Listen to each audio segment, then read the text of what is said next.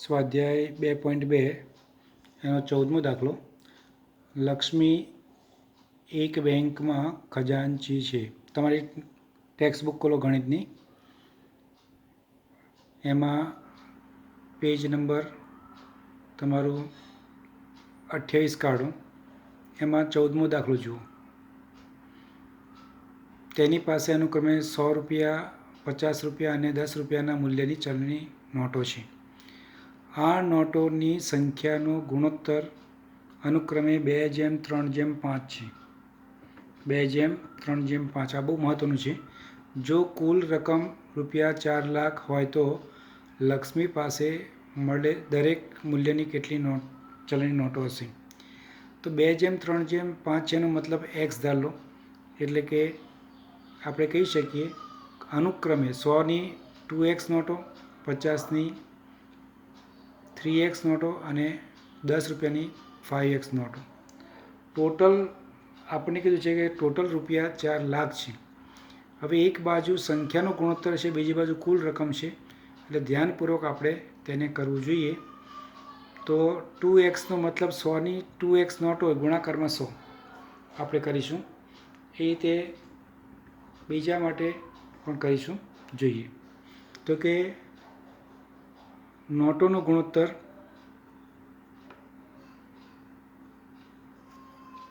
કઈ નોટ છે? રૂપિયા 100 જેમ રૂપિયા 50 જેમ રૂપિયા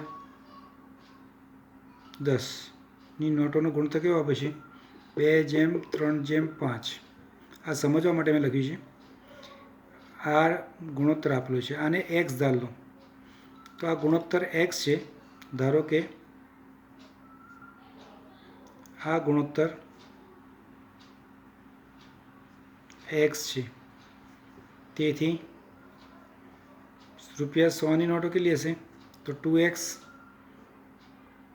રૂપિયા 50 નીકળી નોટો હશે તો 3x, અને રૂપિયા 10 નીકળી નોટો હશે તો 5x.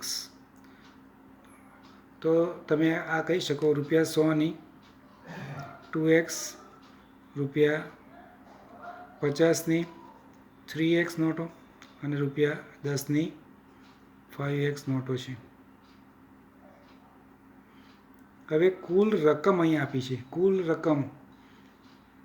રકમ 4 લાખ છે. 4 લાખ. તો દરેક મૂલ્યની કેટલી ચલણી નોટો હોય? કેટલી ચલણી નોટો? તો આપણે આ શોધવાનું છે, એક્સ શોધવાનું, અને કેટલી નોટો હશે તે આપણે શોધવાનું છે. તો આપણને ખબર છે રૂપિયા 100ની નોટની કિંમત, કુલ કિંમત, વત્તા રૂપિયા 50ની નોટોની કુલ કિંમત, વત્તા રૂપિયા 10ની નોટોની કુલ કિંમત બરાબર રૂપિયા 4 લાખ. આવું છે. રૂપિયા 4 લાખ થાય આવું.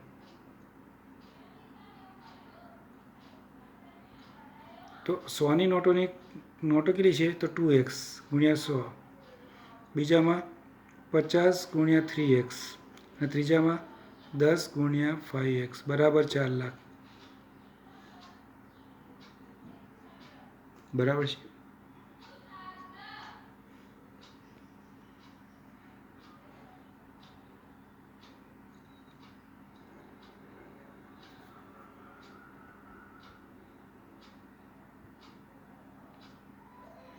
ચલો કરો. 200x plus 150x plus 50x બરાબર 4 લાખ.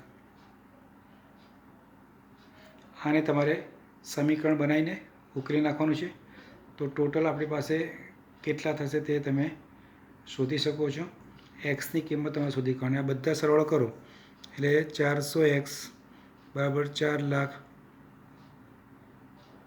માટે x બરાબર 4 લાખ ભાગ્યા 400, એ 2 મીંડા કટ, અને 4 એકા 4, તો 1000 એક્સ બરાબર 1000. આપણે એક્સ શોધવાના હતા તે મળી ગયા. અહીંયા એક્સ શોધવાના હતા તે મળી ગયા. એક્સ એટલે કેટલો ગુણોત્તર છે આપણો? 1000. મતલબ 1000 ગણું દરેકને કરવું પડે. દરેકનું 1000 ગણવું પડે. તો ₹100ની કેટલી નોટ? ₹100ની નોટ્સ બરાબર શું થાય? કેટલી છે 100ની નોટ્સ આપણી પાસે? તો 100ની 2x નોટો છે. તો 2 ગુણાકારમાં x બરાબર 2 ગુણાકારમાં 1000 બરાબર 2000 નોટ્સ છે. એ રીતે ₹50ની કેટલી છે? 3 ગુણાકારમાં 1000 3000 નોટો. અને ₹10ની 5 × 1000 એટલે 5000 નોટો છે. તો આ રીતે તમે દાખલાને સોલ્વ કરી શકો છો.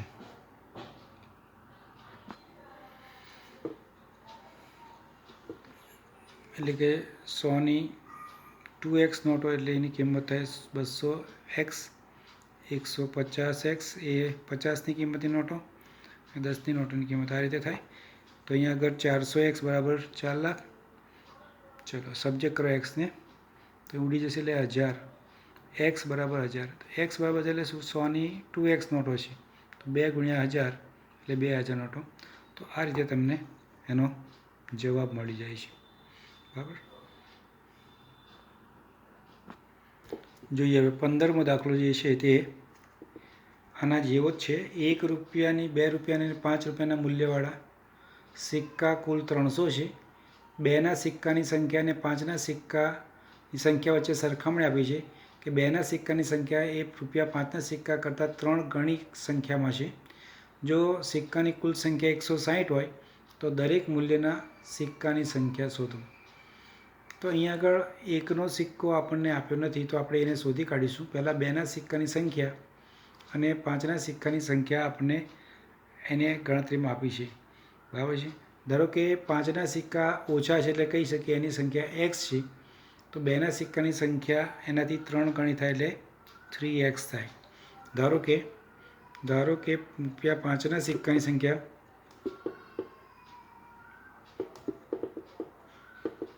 x. તેથી ₹2ના સિક્કાની સંખ્યા કેટલી છે? સંખ્યા 3x. શા માટે અહીં આપેલું છે એટલે ડાયરેક્ટ હું લખું છું. આપેલું છે તમે સમજી શકો છો કે 3 ગણી આપી છે. એટલે કુલ કેટલી થાય? કુલ ₹5 અને ₹2ના સિક્કાની સંખ્યા કેટલી થાય?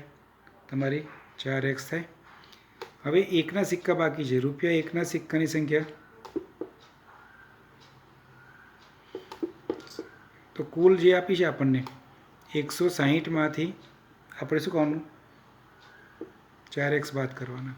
મતલબ 2ના અને 5ના નીકળી ગયા. તો આટલા સિક્કા એ આપણા ₹1ના હોય.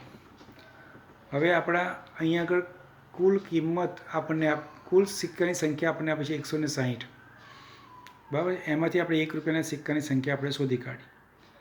હવે આગળ કહે છે તે દરેક મૂલ્યના સિક્કાની સંખ્યા કેટલી થશે તે તમારે શોધવાની છે.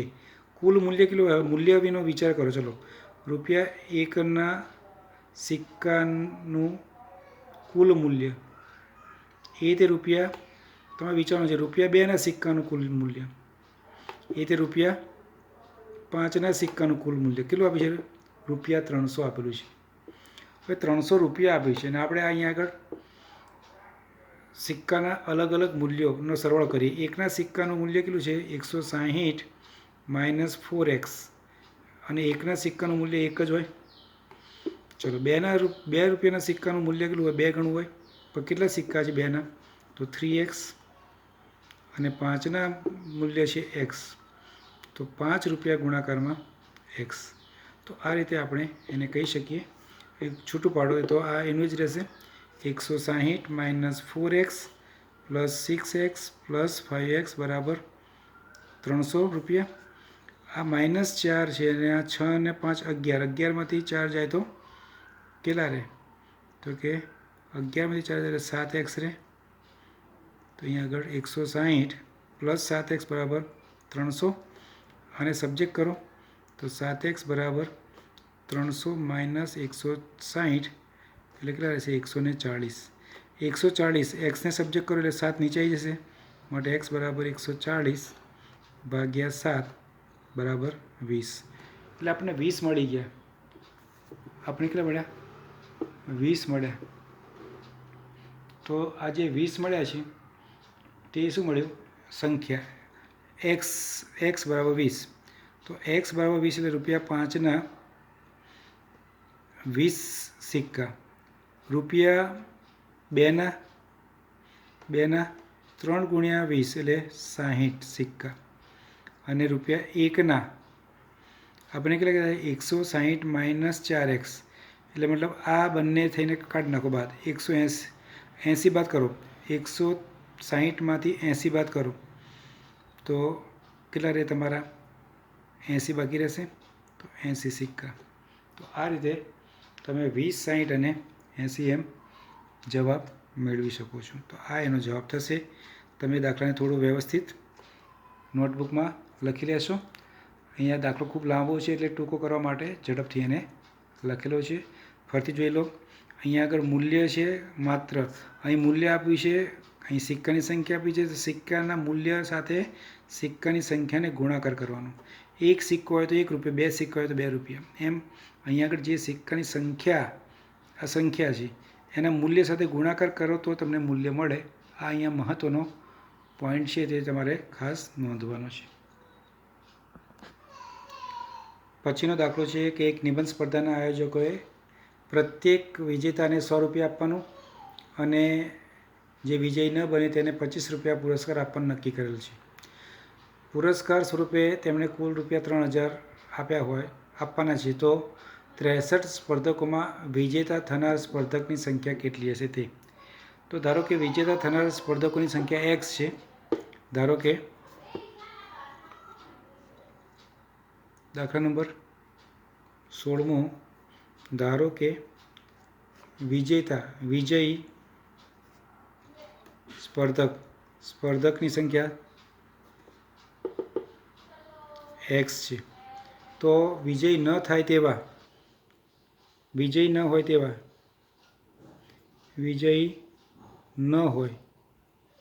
તેની સંખ્યા કેટલી થાય? તો કુલ સંખ્યા 63માંથી x બાદ કરો એટલી થાય. તો આપણને બે મહત્ત્વની વાતો મળી ગઈ. હવે પહેલાંની માફક મૂલ્ય સાથે સરખાવવાનું છે. કુલ રકમ કેટલી છે? તો 3000. હું ઝડપથી કહું છું. આ ₹3000 છે. આ સ્પર્ધક છે. તો સ્પર્ધકોની સાથે તમારે એને કુલ કિંમતમાં ફેરવવાના છે. જો જીતે એને ₹100 મળે છે તો જીતનારને ₹100, અને હારે છે આટલા લોકો તો એને ₹25 મળે છે. તો કુલ ₹3000. તો આ રીતે તમે 100x પ્લસ 63 ગુણાકારમાં તમારે 25 કરવાના. 63 ગુણાકારમાં 25 કરશો એટલે 1575 અને માઇનસ 25x બરાબર 3000.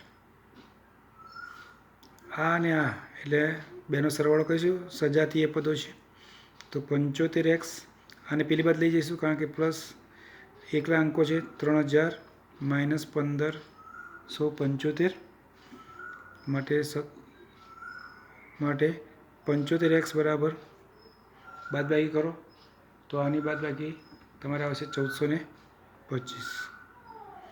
માટે x બરાબર 1425 ભાગ્યા 75, અને આ ભાગાકાર તમે મેળવી લો તો તમારો જવાબ આવશે 19. એટલે x મળી ગયો. મતલબ વિજયી સ્પર્ધકોની સંખ્યા બરાબર 19. આ તમારો જવાબ થશે. તો આ રીતે તમે એને સોલ્વ કરી શકો છો.